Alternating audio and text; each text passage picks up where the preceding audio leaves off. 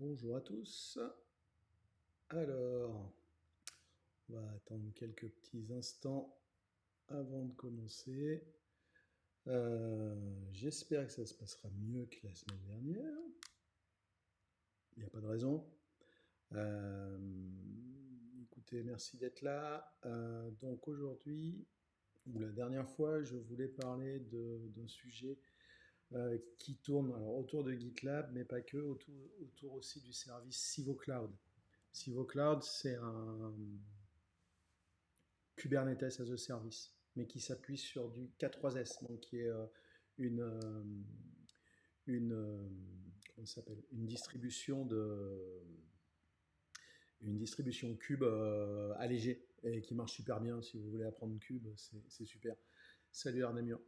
Euh, Civo est sorti de sa phase bêta la semaine dernière ou il y a 2 semaines. Maintenant, vous pouvez vous inscrire dessus. C'est très pratique.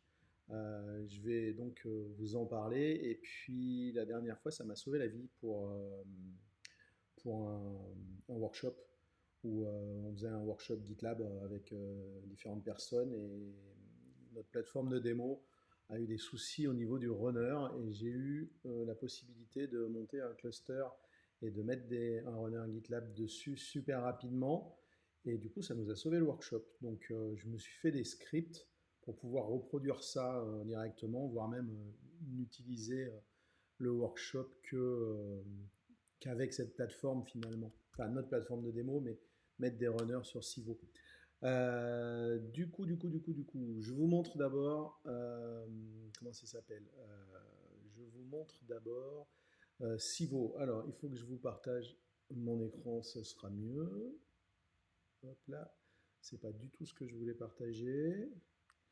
Je suis pas synchro aujourd'hui.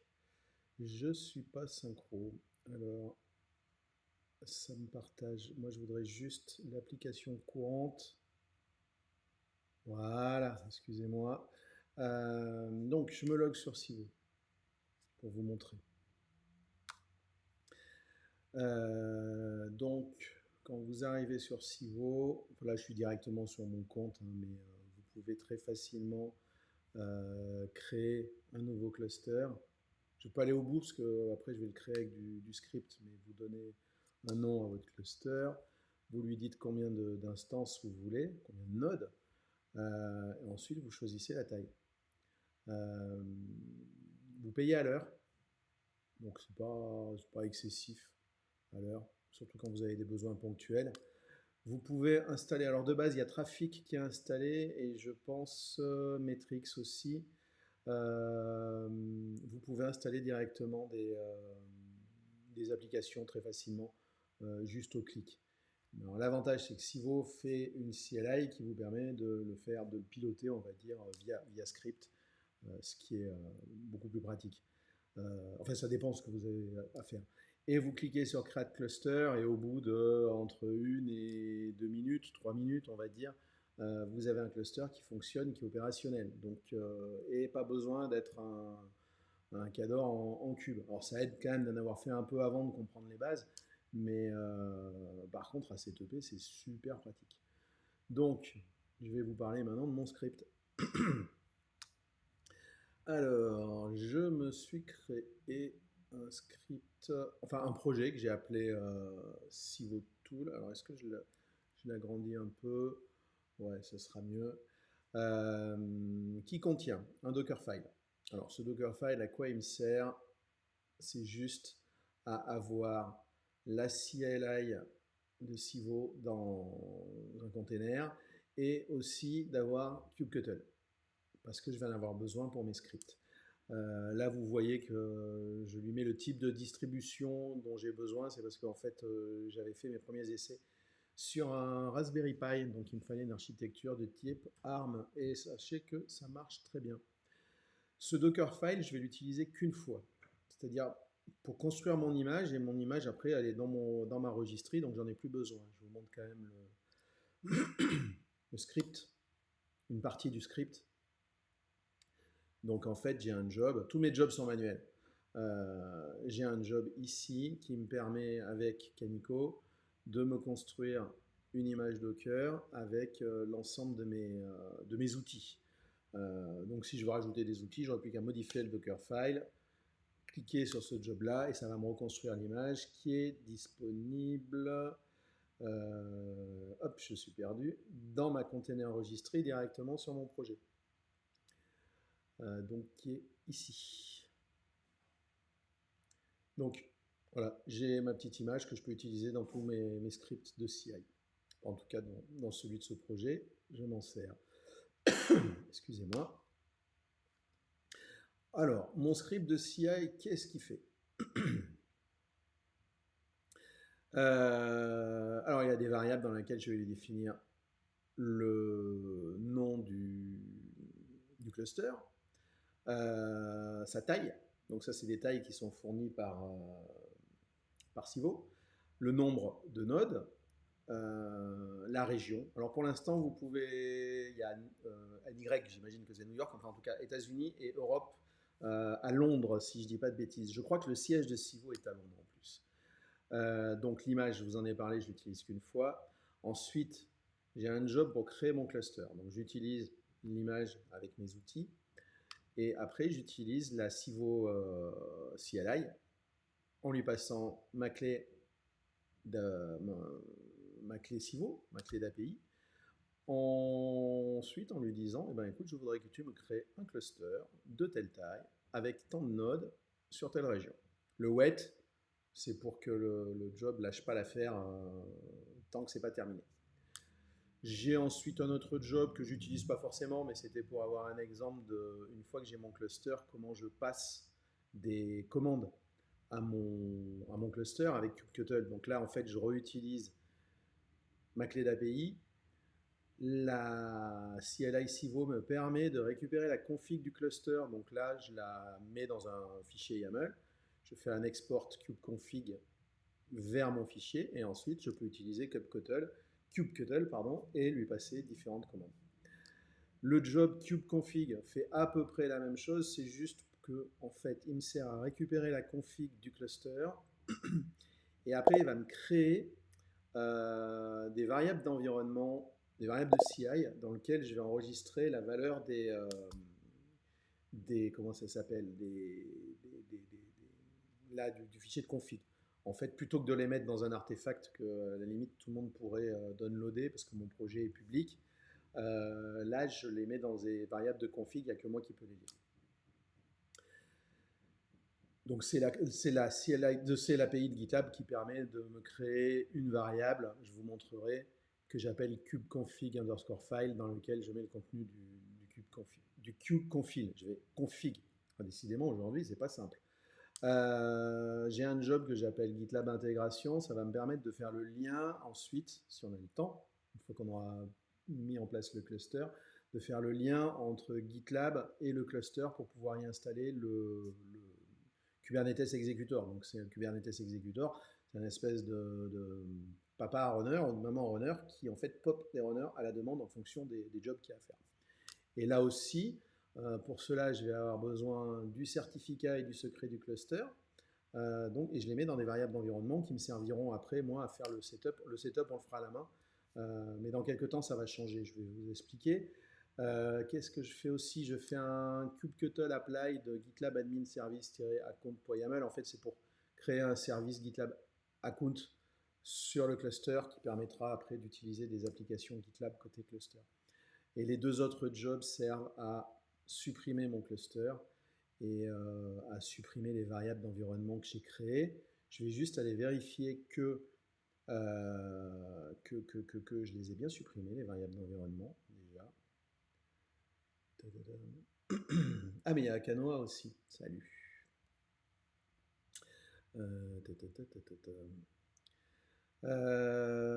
Donc, mes variables, c'est bon, je ne les ai pas créées. Et au niveau du groupe, en fait, j'ai la clé d'API Civo et mon token GitLab.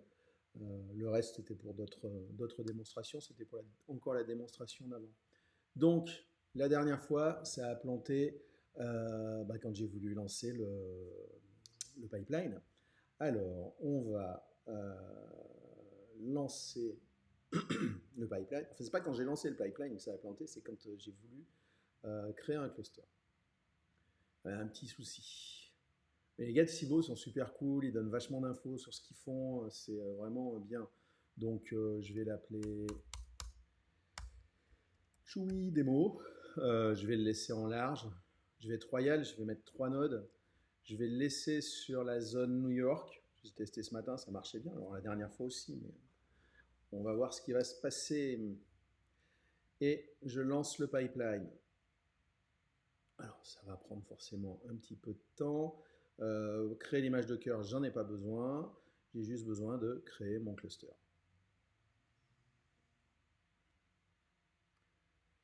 Donc, on va déjà aller voir si tout se passe bien. La dernière fois, en fait, ça lançait les commandes de création, mais ça ne se terminait jamais. Donc là, on voit qu'il récupère mon image Docker avec mes outils et il va s'en servir pour passer les commandes. Donc on va attendre un petit peu en espérant que les dieux de la démo soient avec moi. En fait, je me demande s'il ne faudrait pas que je fasse les Twitch vers 4h du matin, les runners, tout ça, ça fonctionne beaucoup plus vite. Mais je pense que j'aurai personne. Après, de toute façon, j'enregistre. Mais je risque de me faire pourrir à la maison parce que ça va faire du bruit. Donc, patientons, patientons. Je ne vais pas chanter parce que je ne sais pas chanter, mais ça vous le savez déjà. J'espère que déjà vous allez bien. Je ne sais pas si vous avez eu l'opportunité d'aller sur les terrasses, parce qu'à Lyon c'est ouvert, en France c'est ouvert. Alors à Namur, toi tu es en Belgique, donc je ne sais pas où ça en est chez vous en termes d'ouverture. Bon, moi j'ai pas encore mis les pieds dehors, enfin si pour aller faire les courses. Mais... Donc là vous voyez, il a chargé l'image, il est en train d'envoyer les commandes à Civo.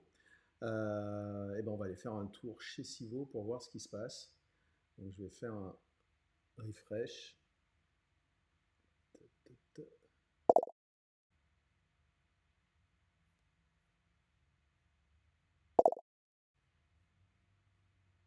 Donc vous voyez, il est en train de me créer les nodes. Il y a déjà une node qui est créée.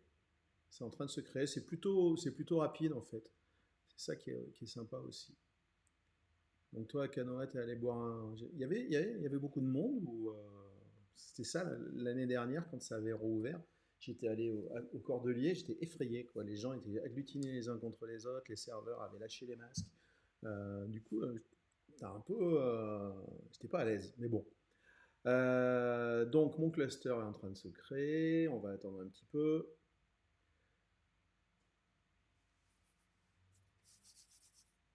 Hop, on y est presque.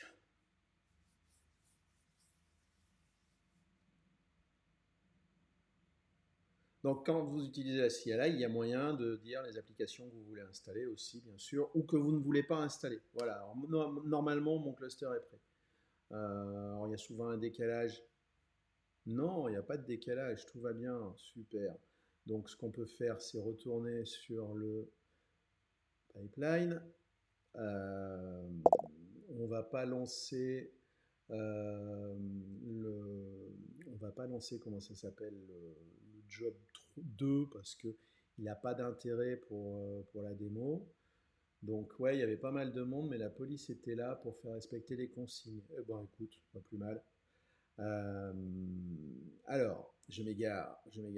Donc j'ai besoin en fait du fichier de config de mon cluster. Alors, si vous utilisez que la CLI que l'IHM, je veux dire de Civo, vous allez sur votre cluster euh, et il vous file toutes les informations nécessaires. Donc notamment ici pour récupérer votre fichier de config. Alors moi je vais le faire via GitLab pour juste montrer que c'est possible. Donc là, en fait, je passe une commande à Civo. Alors bien sûr, le projet est accessible, c'est open, il n'y a que mes clés que vous n'aurez pas.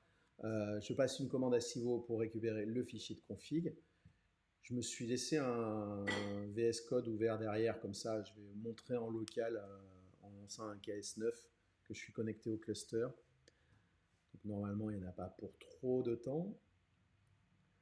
Ok, donc ça, il l'a fait, c'est super. Allons dans les settings de CI. Je dois avoir normalement une variable en plus. Hop, kubeconfig file. Nickel chrome. Donc, alors, il y a plus simple hein, comme système. Bon, là, moi, c'est pour la démo, c'était plus pratique. Donc, je fais ça.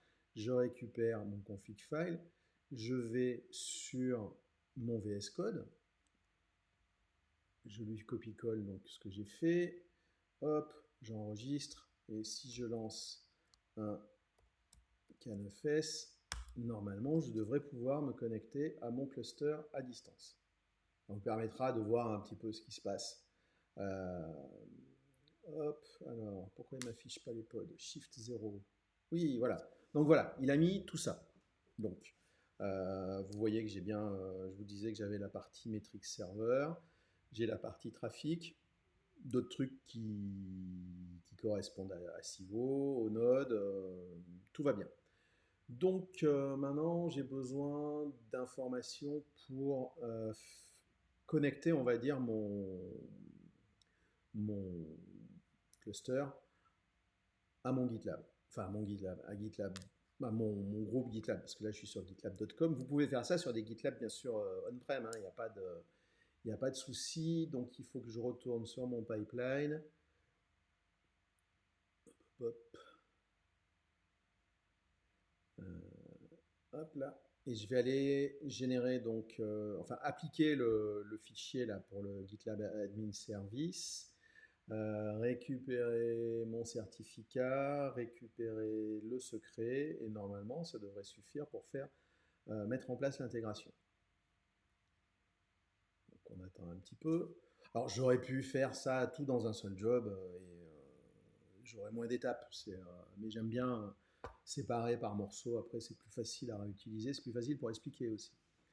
Donc on attend un petit peu. Mais Civo, ouais, moi je suis dans la bêta depuis super longtemps et j'avoue que je suis amoureux du service, le truc est super bien fait, leur IHM est juste super simple, c'est facile à utiliser, le support est super sympa. Donc si vous avez besoin, oui, même de vous auto-former, des choses comme ça, c'est plutôt pas mal.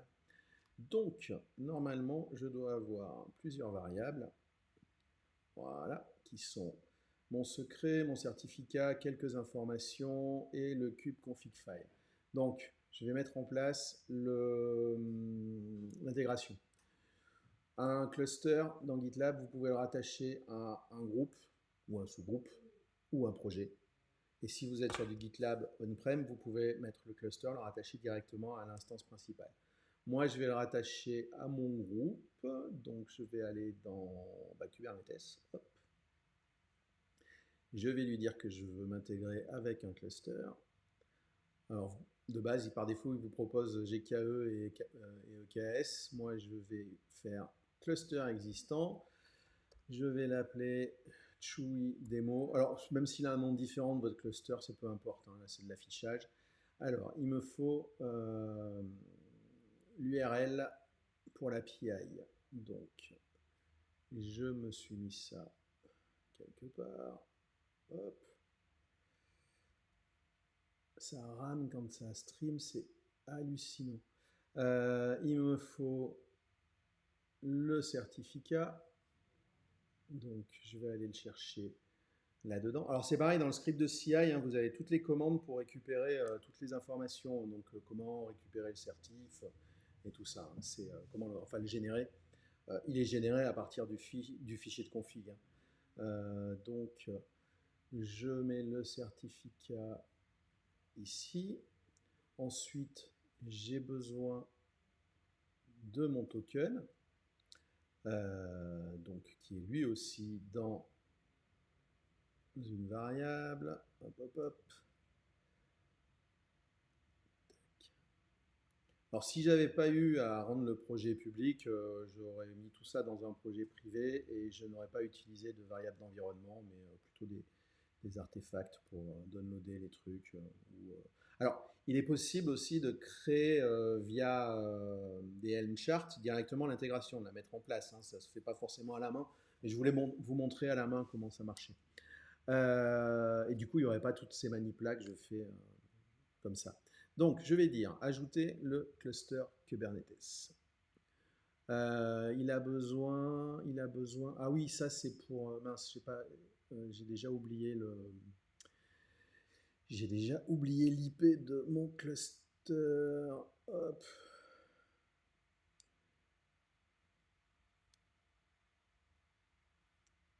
Il a besoin de ce qu'il appelle le domaine de base. C'est ce qui vous permet, quand vous déployez des web apps, par exemple, d'avoir un nom de domaine pour votre web app. Donc moi, j'en ai pas, donc j'utilise l'IP du cluster et je rajoute l'extension .nip.io. C'est un service qui aide justement. Il y a xip.io aussi, qui vous permet pour développer, c'est super pratique. Ça vous évite de mettre à chaque plein de lignes et d'IP dans votre fichier host ou d'avoir à utiliser, je ne sais même plus comment s'appelle l'outil, mais oh Julien, coucou, d'utiliser l'outil, et ben j'ai déjà oublié DNS quelque chose et de plomber votre machine. Donc, en fait, c'est un espèce de DNS qui répond toujours. Donc, ça vous permet de pouvoir lancer quelque chose. Il y a plein d'articles là-dessus, je vous laisse chercher. J'enregistre mes changements. Donc, à partir de ce moment-là, j'ai mon cluster qui est relié, techniquement parlant, à mon groupe. Et je vais pouvoir lui installer des applications. Alors, moi, je veux lui installer un runner. Alors vous pouvez même lui installer du Prometheus, mais il y a plein de choses qui vont changer dans la version 14. Donc ça n'a peu d'intérêt, mais ça vous permet sinon d'avoir les métriques du cluster. Donc moi ce que je vais faire, c'est que je vais installer le runner. Alors pareil, l'installation au clic comme ça, dans la version 14, normalement elle disparaît et vous aurez la possibilité de faire ça à partir de GitLab CI. Avoir un projet dédié à votre intégration GitLab. J'avais commencé à regarder, mais je manquais de temps, donc pour l'instant, je vous montre à la main. C'est encore valable pour un temps, donc je vous laisse l'utiliser. Donc, je clique sur Install. Si tout se passe bien, on va aller faire un tour du côté de mon cluster. Vous voyez oui, que ça discute et que c'est en train d'installer le runner. Donc, ça va prendre un petit peu de temps, mais il est en train de. Alors, il y avait le pod d'install. Là, maintenant, c'est le pod du runner, enfin le Kubernetes Executor. Ouais, alors Julien demande si ça saccade chez lui. Alors, c'est peut-être lié à Twitch ou à ma connexion. Mais par contre, de toute façon, j'enregistre en même temps. Donc, je balancerai sur YouTube. Et là, ça ne saccadera pas puisqu'il y aura la vidéo. Je pense que mon runner est installé normalement. Oui, on dirait que tout va bien. Donc vous voyez que c'est relativement rapide.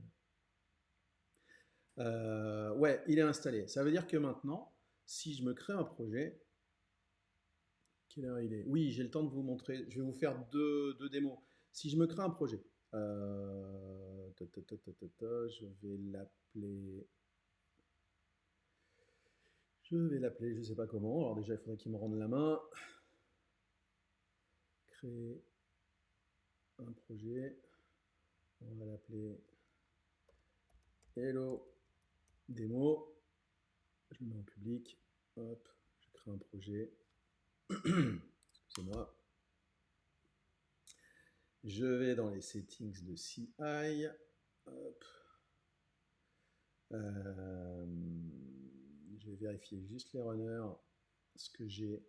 Donc, j'ai pas besoin des share runners puisque maintenant j'ai mon propre Kubernetes Executor et qui doit être.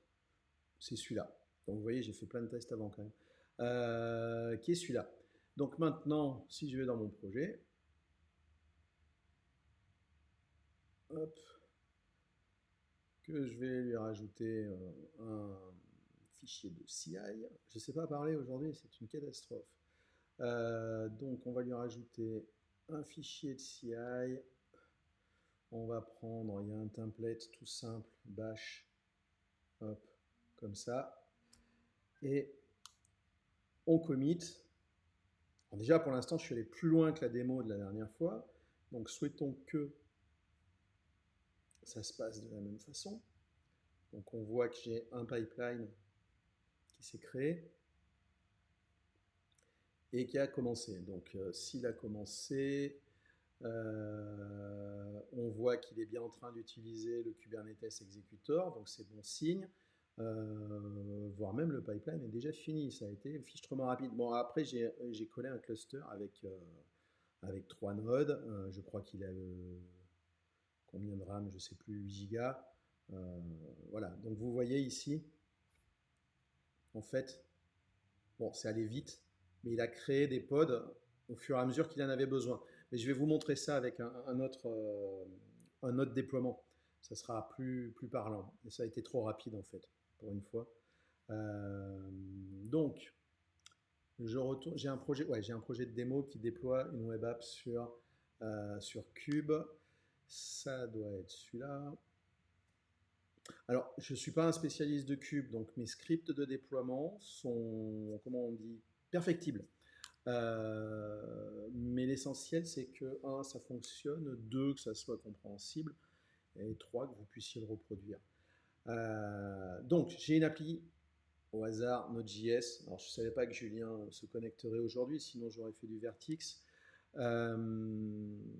qui en fait sert juste une page statique que j'ai mise dans une string. Donc, il n'y a rien de plus simple. Donc, j'ai même pas de dépendance. J'ai un fichier Docker qui me sert à, on va dire, embarquer mon appli. Et puis, je vais la déployer sur GitLab. Sur Kubernetes à partir de GitLab, pardon.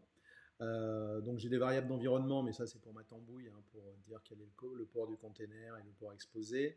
Le FF GitLab Registry Helper Image 2.1, en fait c'est un feature flag que j'ai activé parce que le fichier, quand vous n'utilisez pas d'image, vous ne précisez pas l'image Docker que vous utilisez, GitLab CI sur gitlab.com utilise une image helper, mais qui est sur le Docker Hub. Mais comme il y a des problèmes de quota, au bout d'un moment, vous risquez d'être bloqué. Donc en ce moment, si j'active ça, ça me permet en fait d'utiliser le helper image de GitLab, mais qui est sur la registrie privée, enfin privée, non, sur la registrie de GitLab.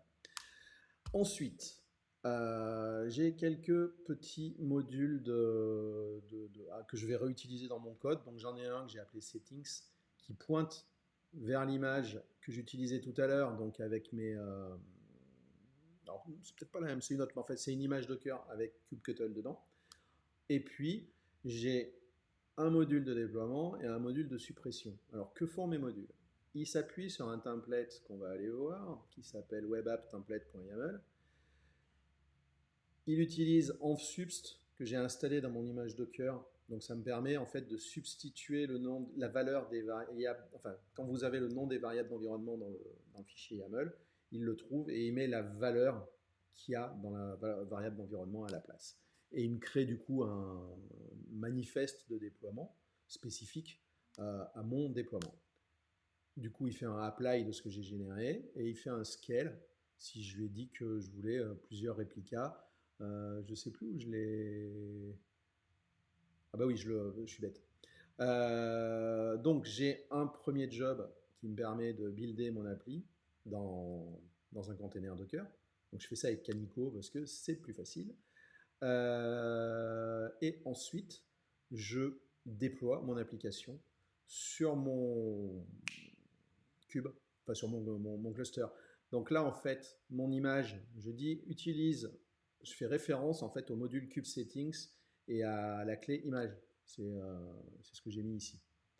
Donc je lui dis, tu utilises cette image, tu fais ce job que tu sois sur la branche master ou sur une feature branche, enfin une merge request. Dans le cas de master, je lui dis que tu déploies 3 pods. Et dans le cas de la merge request, donc pour faire de la preview par exemple, tu ne déploies qu'un seul pod. L'environnement, en fait, c'est le nom que je donne à l'environnement que je crée finalement, enfin on va dire l'ensemble des pods que je déploie, et je crée une URL qui va me permettre d'atteindre ma web app. Le on-stop, c'est déclenché si je clique sur le job manuel ou si je merge ma feature branch sur la branche master pour supprimer les pods relatifs à l'environnement. Et mon script, c'est mon script pour déployer. Donc je fais appel au module kubedeploy que j'ai donc mis ici et je lui dis tu utilises la rubrique script de kubedeploy. Bon, le remove, c'est pas la peine que je vous l'explique, hein, globalement c'est la logique est la même, mais c'est pour supprimer les pods qui ont été déployés. Avant d'aller lancer quelque chose, de déployer quelque chose, je vous montre juste mon template de manifeste. Alors là, c'est fait avec mes petits doigts, hein, c'est à vous de faire vos propres templates, d'utiliser autre chose pour déployer, hein. Il y a Helm dans certains cas et probablement plus adapté. Moi, j'ai un cas simple, donc globalement, hein, j'ai un template avec mon service. Donc vous voyez bien les variables d'environnement qui sont utilisées. J'ai un déploiement et puis j'ai aussi un ingress ou une ingress, je ne sais jamais, qui me permet en fait, de relier finalement mon application et ses pods à une URL donc, et qui permet donc de servir ça et d'y accéder. Donc on va aller faire une petite modif. Quelle heure il est? 31, c'est bon, je suis un peu speed aujourd'hui, mais bon, au moins je pourrais tout vous montrer. Qu'est-ce qu'on va mettre de joli comme changement? Hop. Ta, ta, ta, ta. Allez, une citrouille. Il ne faut pas que je bouffe le tag. Donc maintenant, je commit. Alors, je vais committer directement en prod hein, sur master. Et si tout va bien, jusqu'ici ça s'est plutôt pas mal passé, ça devrait me déclencher mon pipeline qui va ressembler à ça. Donc, on voit que le build a déjà commencé. Si je retourne côté cluster, vous voyez qu'il il est en train de, il m'a déjà popé un pod runner pour builder. Donc, on va attendre un petit peu. Hop. C'est toujours le build qui prend un petit peu de temps. Ah, ça prend pas tant de temps que ça, mais quand vous faites une démo, vous avez toujours l'impression que c'est long, donc faut essayer de meubler. Mais bon, donc on voit bien qu'il utilise le namespace GitLab Manage Apps, il vous dit tout. Hop, le build est terminé, donc ça c'est cool. On retourne sur le pipeline, donc normalement il doit être en train de faire le déploiement. Donc il a dû me popper d'autres... ouais, vous voyez, j'ai d'autres runners qui tournent. En fait, il en fait plein à la demande. Alors, les trois qui viennent d'apparaître là sont les trois pods reliés à mon application. Donc il est en train de les créer. Ça ne devrait pas tarder, l'application est légère. Alors côté GitLab, il estime qu'il a terminé. Il y a toujours un petit délai de synchro. Si je vais sur les environnements côté GitLab, vous voyez qu'il m'a bien déployé trois pods et que normalement, je peux accéder à mon application sans problème. Donc vous voyez, en fait, il a bien pris le nom du projet, le nom de la branche, c'est ce avec quoi je construisais l'URL. Et tout à l'heure, grâce au nom de service, enfin au nom de domaine que j'ai donné, j'ai l'IP et .nib.io et du coup, tout ça permet de repointer sur le cluster. Alors, le faites pas en prod, hein, ça n'a pas d'intérêt. Mais pour de la démo et se former, c'est super pratique. Donc ça, j'ai déployé en prod. C'est pas beaucoup plus compliqué que ça. Alors, parce que l'application est simple aussi. On va aller faire une petite modif juste pour voir les différences quand on a un scale plus court. Donc, je vais aller faire une merge request. On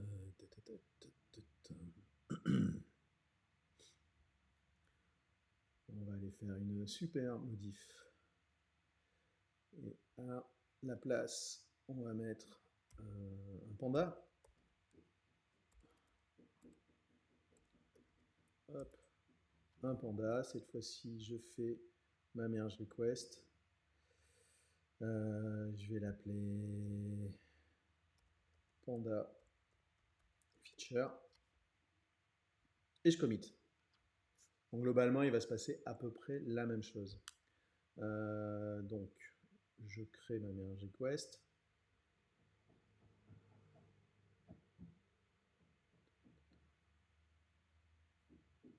il y a un nouveau pipeline qui se déclenche.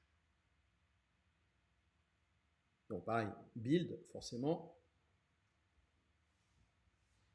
Bon, pourtant, j'ai activé le cache de Canico, ça devrait être un chouïa plus rapide. Mais bon, je pense que je peux optimiser encore, il faudra que je me penche sur le sujet. Un de ces quatre. On va attendre un petit peu.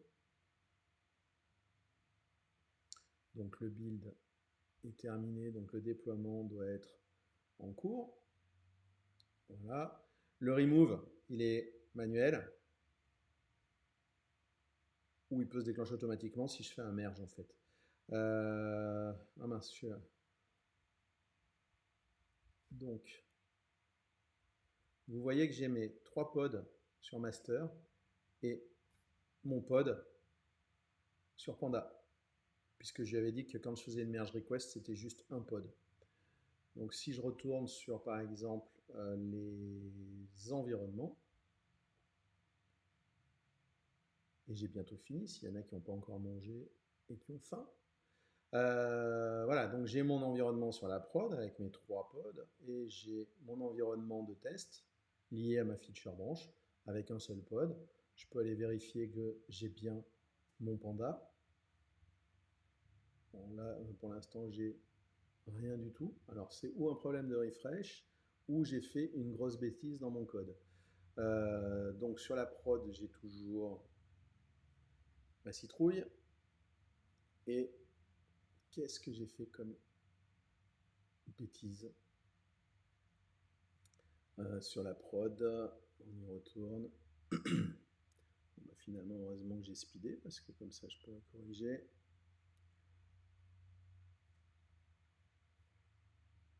Hop.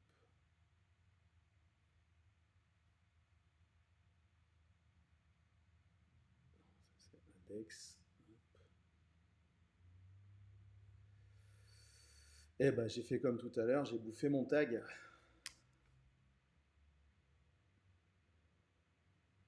Je suis incorrigible. Bon, je commit juste pour vous montrer, mais on a quasiment fini. Pendant que ça se passe,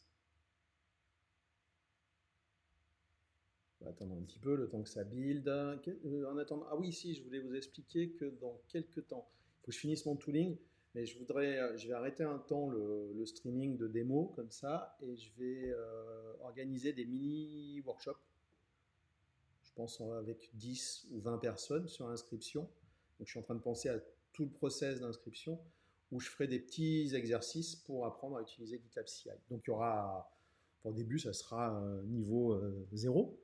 Et puis j'essaierai de monter en croissance. Donc je vais voir si ça intéresse les gens. Si vous avez des idées, n'hésitez pas à me les faire parvenir. Euh, donc on voit bien que là, vous voyez, j'ai un pod qui est en mode terminating. C'est parce qu'en fait, c'est la précédente version de Panda qui s'exécute. Et là, ça doit être la nouvelle. Donc j'ai bien 3 plus 1 pod. On va aller voir. Hop, on retourne sur les environnements.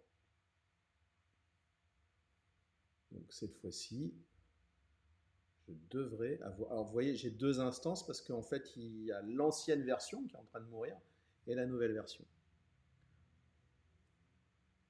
Donc voilà, j'ai bien mon panda.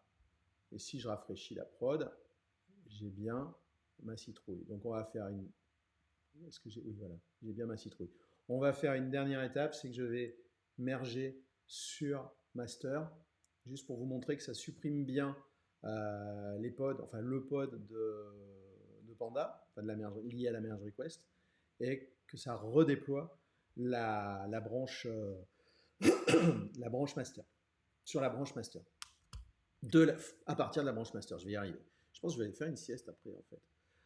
Donc, on va merger. Si vous avez des questions, n'hésitez pas à les mettre dans le chat. Hein, là, vous êtes très calme aujourd'hui. Donc, il faut que je merge. Après, des trucs comme ça, j'avais fait aussi avec, comment ça s'appelle, Knative. Il y a plein de patterns qui sont fournis pour faire du déploiement blue-green, des choses comme ça, super facile. est beaucoup plus simple que si je devais le refaire avec du pur cube. Donc à l'occasion, il faudra que je fasse quelque chose. Donc on merge. Donc là, au moment du merge, va se déclencher le pipeline de suppression et après le pipeline de déploiement.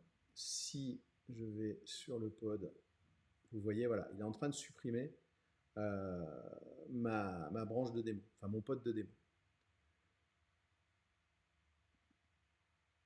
Tu manges en même temps, bah, tu as bien raison.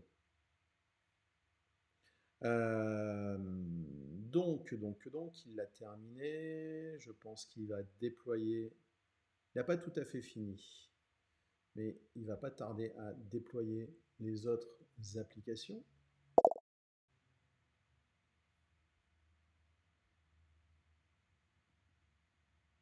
Salut Stéphane. Donc, il déploie les autres applications, ce qui veut dire que je dois avoir au moins 6 pods. Voilà. Vous voyez, ceux qui sont en violet, c'est ceux qui sont en train de se terminer. Et les 3 autres, bon, bah, sont apparus très vite, ils sont déjà déployés. Donc, ça veut dire que si je retourne sur mes environnements, normalement, j'en ai plus qu'un. Voilà, avec une tripotée de pods, puisqu'il y a ceux qui sont en train de mourir et ceux qui sont déployés, et puis potentiellement un qui est en cours de déploiement. Alors gardez à l'esprit qu'il y a toujours une désynchronisation entre ce qui se passe et l'affichage, sans compter qu'on est en train de streamer. Mais vous voyez le pourcentage, on va dire, d'achèvement. Et si je vais sur la prod, hop, donc master, cette fois-ci, j'ai bien mon panda au lieu de ma citrouille. Donc, ça vous montre que l'intégration avec Cube, elle n'est pas compliquée à faire. Ce qui est compliqué à faire, en fait, c'est le tuning avec Cube. Si vous devez tuner des clusters par rapport à ce que vous faites dans votre entreprise, il vaut mieux être spécialiste. Et après, ça va être les déploiements, parce que tout dépend ce que vous utilisez ou ce que vous déployez. Là, moi, ce que je déploie, c'est d'une simplicité absolue, donc c'est pas bien compliqué. Mais ça peut vous donner l'opportunité aussi de vous former un petit peu à Cube, à faire de l'Ops, même si vous ne l'êtes pas, mais ça vous donne l'opportunité un petit peu de mettre les mains dedans et de mieux comprendre vos petits camarades quand vous bossez avec eux, et ça facilite les choses. Du coup, bah, je suis arrivé au bout de ma démo cette fois-ci, j'ai pas eu de plantage, à part mon erreur de code, entre guillemets. Donc si vous avez des questions, n'hésitez pas, c'est le moment. Et bien sûr, ça a été enregistré, donc je le publierai sur YouTube. Et je répète par rapport à mes micro-frameworks, pas mes micro-frameworks, mes micro-workshops, micro-hands-on. Si vous avez des suggestions, des choses comme ça, n'hésitez pas. Ce que je vais faire, c'est que les gens, après, quand ils pourront s'inscrire à partir d'issue, et puis je prendrai les 10 premiers inscrits.